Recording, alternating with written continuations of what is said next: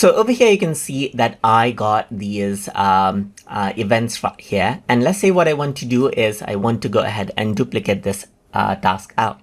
So if you want to go ahead and do that, you can simply click right here. And then over here on the right hand side, you can see that copy is an option. So you can simply click right here just like this, and then what happens is that it creates a copy. So you can choose another date or another time. So let's just go around and type in 9, let's say for example 9:30 to 10:15, click on create task, and then this is what you have, as you can see right here, just like this. So it created a copy. You can go around over here and then click right here, and then click on create a copy right here, or duplicate, whatever you want to call it, and then choose another date right here just like this as well. Let's say for example I'm going to go around over here on to July 1st right here and click on create task, and then what happens is that you got the copy right here just like this, as you can see.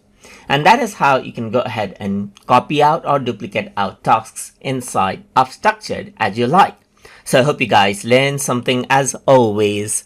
And as always, please like, comment, share, and subscribe.